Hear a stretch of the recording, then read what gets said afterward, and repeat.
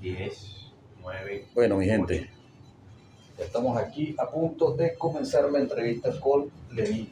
2, 1 y vamos a la. Ajá, chévere. Aquí vamos. Bueno, mi gente, bienvenidos. Seguimos una vez más aquí en la segunda media hora de nuestro programa Sportcast 360, 10 y 32 minutos de la mañana. Bueno, hoy tenemos un entrevistado de lujo, sencillamente, como lo diría nuestro productor Richard Alcántara. ¿Qué tal, Richard? ¿Todo bien? Buenos días, excelente. Chévere. Qué bien. Bueno, hoy tenemos al doctor Lenín Aponcio, un experto en una materia que ustedes, bueno, le van a sacar mucho provecho. Bienvenido, doctor. ¿Cómo está todo? Gracias, Francisco.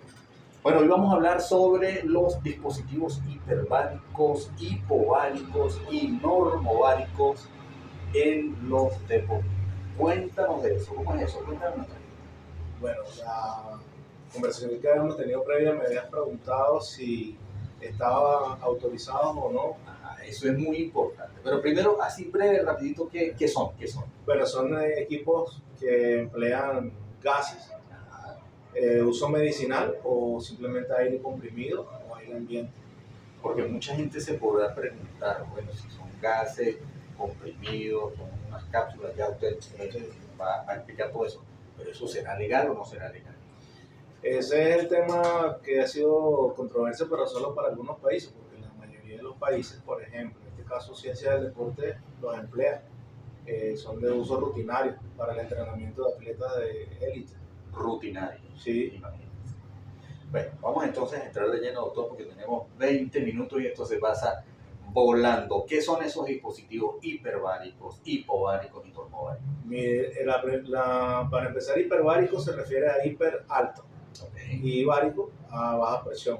Bárico es presión. Entonces es el uso, por ejemplo, de la cámara hiperbárica como un equipo para hiperoxigenar, y también tienen un sistema dual. Algunas son para simular el entrenamiento en altitud, donde es baja presión y baja concentración de gases como el oxígeno ambiente.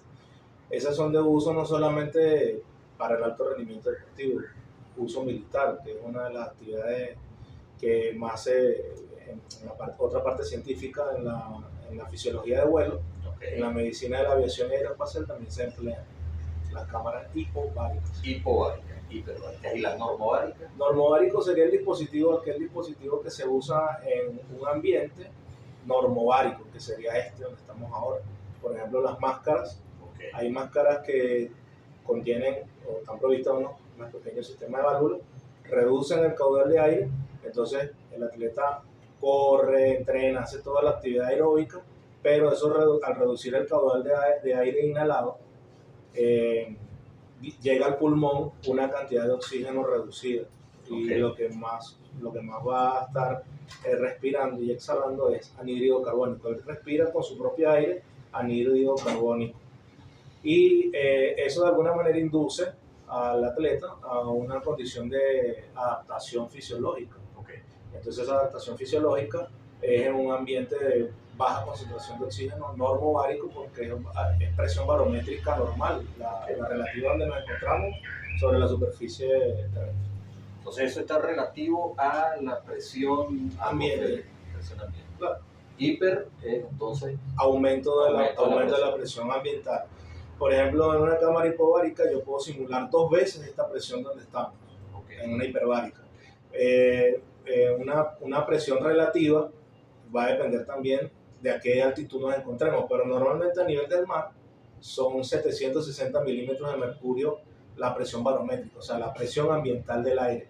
Y eso contiene un aire, por eso la composición de los gases en aire, por eso se habla de normóxica, mezcla normóxica en un ambiente normovárico, 20% oxígeno, 80% nitrógeno, que son el nitrógeno es el gas más respirado, pero el resto de gases, helio, argón y otros, están en un porcentaje muy reducido de 0,3, 0,4% aire ambiente. Eso tiene que ver entonces con adaptabilidad para, en este caso estamos hablando del deporte, que no es igual entrenar en la playa que entrenar arriba en el junquillo. No es igual porque se cambia la presión barométrica, la composición de los gases ambientes se puede reducir, como es el caso del oxígeno, okay, Y la mitocondria, que es la estructura, una de las estructuras internas de las células, de todas las células de nuestros organismos, tejidos y sistemas, ella comienza a sufrir o a experimentar una adaptación a esa cantidad de oxígeno ambiente desde donde parte la explosión oxidativa, que es lo que le suministra energía a las células. Eso se combina con los nutrientes que la persona ¿Dónde consume. hay menos oxígeno? ¿En la altitud, sobre el nivel del mar o más En la altitud hay menos oxígeno. Mientras más Mientras más asciendes, hay mayor polución. La polución de oxígeno se refiere a que disminuye la concentración de oxígeno ambiente y las moléculas comienzan a polucionar. Justamente ahí viene polución. Comienzan a migrar, a buscarse entre ellas y empiezan a unirse unas y otras, escaseando cada vez más. Eso me lleva al tema, doctor, de tan consabido y polémico, la polémica sede del fútbol en Bolivia, que primero estuvieron en La Paz, que está a casi 4.000 metros, y después lo subieron a un sitio que se llama El Alto, que todos sufren allá. Sí, fíjese que en una de las últimas intervenciones que tuve en algunos medios de comunicación me preguntaban sobre qué pensaba yo sobre los equipos que iban a jugar allá. Pues lamentablemente todos los equipos o deportes que van a esa sede están en desventaja con respecto a los que entrenan aquí, porque ellos están adaptados producto de la exposición ambiente, aire ambiente y la mezcla normóxica ambiente que existe. Entonces el atleta que va desde otra sede, que no está en altitud, esos van a experimentar fatiga más rápido y una viscosidad más alta de la sangre, producto de los cambios metabólicos que ahí se producen, y eso es lo que disminuye el rendimiento precisamente de ese deportista. Por eso que el equipo contrario siempre va a ganar. Si está a esa altura. Sí. Ahora, entonces tendría beneficio. De hecho, disculpe que me interrumpa, la Conmebol ha tenido fuertes digamos, ataques y señalamientos con respecto a autorizar o no esa sede, y ha estado ahí en esa controversia, si le retiran o no la certificación FIFA Conmebol a esa sede para que no se disputen más partidos allí de fútbol. Igual sucede con Quito, que está También. Sí, todos. Ahora, ¿cómo se pudiese beneficiar un deportista con el uso de los dispositivos hiperbáricos, o no solamente los deportistas, la salud en general? No sé. Tanto el deportista como la salud general, bueno, el dispositivo ayuda a mejorar también el sistema inmunológico de cada paciente. Entonces, por eso no es solamente destinado a un deportista élite, está destinado también a personas que hacen práctica de la actividad física diaria. Eso no es indiferente. Y también las aplicaciones que esto tiene clínicas en otras enfermedades. Por lo menos la Sociedad Internacional dedicada a la medicina hiperbárica aprueba por lo menos 15 enfermedades en las que se aplican o donde son válidos el uso de estos dispositivos. Ok. Una pregunta muy interesante ahora. ¿Cómo se utilizan estos dispositivos? Por ejemplo, para la parte hiperbárica siempre es importante que sea un médico hiperbarista o un médico especialista en medicina hiperbárica, que en algunos casos los llaman médicos hiperbáricos y subacuáticos porque están relacionados con las enfermedades de compresión, pero eso es en el buceo, también puede ocurrir en la aviación, y son cámaras que están en esos lugares de uso preventivo para tratar esas enfermedades, ¿no? Pero siempre debe ser un especialista quien evalúe previo atención o colocación en esos dispositivos al paciente y le haga un examen médico y una entrevista médica, un grupo de exámenes con los cuales determina que no tenga alguna enfermedad que sea contraindicada con este tipo de tratamiento. Es decir, que si una persona está pensando en utilizar o someterse a algún tipo de tratamiento con estos dispositivos, debe primero verificar que sea un médico especialista en esa materia. Así es. Porque puede suceder que hoy en día cualquiera se mete en esa página de ventas, se la trae 2 o 3 máquinas de China y voy a hacer un emprendimiento y oxígeno para todo el mundo en una cámara hiperbárica. Eso es lo que suele suceder. Además que también hay una cosa que se llama dosis oxígeno.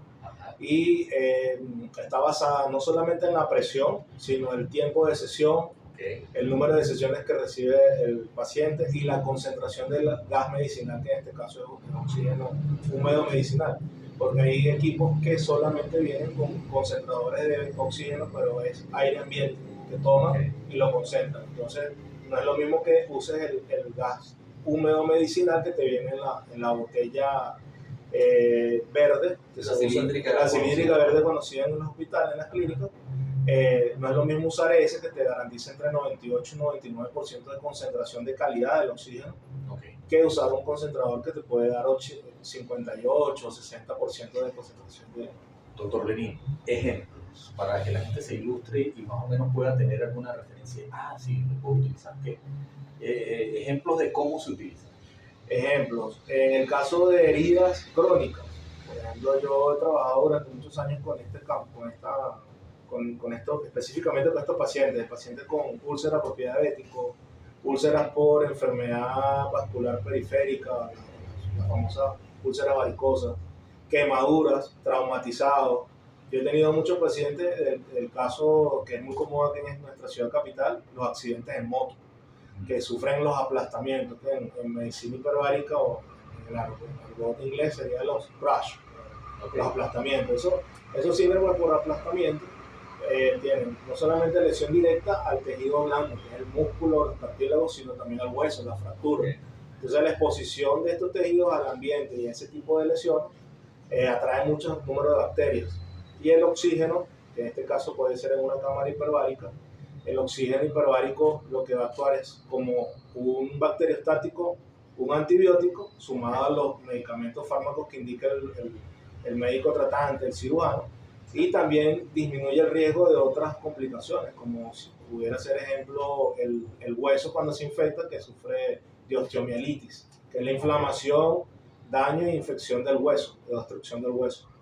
Entonces este oxígeno actúa como un estimulante de fibras como el colágeno para reconstituir más rápidamente. Por eso también en el deporte, volviendo atrás, el oxígeno hiperbárico y estos dispositivos normobáricos o hipováricos lo que van a hacer es mejorar el rendimiento y recuperación del atleta, devolviéndolo más rápido a su práctica deportiva o competitiva. Por ahí hemos escuchado algunos deportistas de fama mundial que utilizan estos dispositivos. Sí, hay diversos. Yo he tenido la dicha, la fortuna de tener el contacto directo con muchos de ellos, incluso en el ámbito internacional. He estado fuera varios años trabajando y estudiando, y he tenido contacto con atletas de NBA, por ejemplo, boxeadores de la de la Sociedad Mundial y de la Asociación Mundial y de la Federación Mundial de Boxeo, tanto masculinos como femeninos, y he visto cómo ellos, tanto en lesiones por la práctica deportiva o por competitiva, el entrenamiento, ellos mejoran su rendimiento sin incurrir en actos como el dopaje, que es muy controvertido, porque si la pregunta es qué es lo que ocurre en los tejidos, en la sangre, en el plasma sanguíneo, es que el oxígeno se concentra, pero genera estímulos, pero estímulos casi que son como naturales, y no hay digamos, replicación del medio de transporte, en este caso sería el glóbulo rojo que transporta entre la hemoglobina y el oxígeno. No hay replicación del número de eritrocitos de una forma exorbitante, que eso es lo que la WADA señala. No puedes utilizar medios de auxilio que sean demostrados incluso en los test, que alteren los valores biomédicos en sangre. Entonces con este dispositivo lo único que vamos a hacer es suministrar, aumentar la concentración del gas, pero una vez que la persona sale de la exposición o del tratamiento dentro de esos dispositivos, con este dispositivo o dentro de estos dispositivos, ya vuelve a su atmósfera ambiente y ocurre algo que se llama lavado de oxígeno. O sea, se difunde en el aire ambiente a través de la respiración, tanto en la exhalación como en la inhalación. ¿Y eso lo utilizan pre, post? ¿Cómo es? Se puede utilizar pre, se puede utilizar durante y se puede utilizar post. Entrenamiento o competición, es indiferente. Se ha visto por allí en algunas oportunidades que antes del juego de repente como una mascarilla, una cosa, ¿eso qué es? Si es oxígeno tomado de un cilindro portátil, eso sí está prohibido, porque eso se llama encapsulamiento de gases, en este caso oxígeno, y sí está señalado en los documentos y en las normas de WADA. Eso es importante. Por eso es que en algunas normas de deporte internacional, del deporte élite o profesional, está siempre en esos deportes una sección que indica que el atleta siempre debe estar una hora antes dentro del recinto donde va a competir y debe estar siempre a la vista de los jueces competidores para evitar ser observado que use ese tipo de técnicas o métodos. Si usa el oxígeno de esa manera, antes de competir, ahí se está haciendo un encapsulamiento de gases. Pero ese no sería un caso de normoválvico.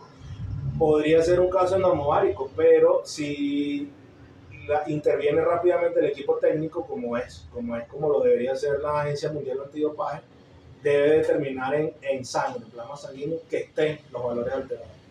Okay. Entonces, si es visualizado y si es detenido, si es sacado de la competición y es llevado por los chaperones, como se les llama en WADA, los escolta antidopaje, entonces es llevado al laboratorio y se le toma la muestra de orina y en el mejor de los casos muestra de sangre. Como hablamos en un principio, son tantas cosas que hay que decir en este tema que 20 minutos es nada. Pero para dejar claro, ¿cuál sería entonces la diferencia en un procedimiento normovárico y este procedimiento eventual media hora, 20 minutos? Normovárico estás usando aire ambiente, la mezcla normóxica. Okay. Oxígeno, nitrógeno, 20%, 80%, y el resto de gases diluidos, que son como entre 6 y 7. Okay. Y el encapsulamiento, porque viene directamente de un dispositivo que está a alta concentración, si fuese el caso de esta violación de la norma WADA, que es encapsulamiento de gas, porque viene un dispositivo que está concentrado a alta presión y lo está respirando para inmediatamente competir. Esa es la diferencia. Perfecto. Bueno, doctor, ya estamos prácticamente al final de nuestra entrevista.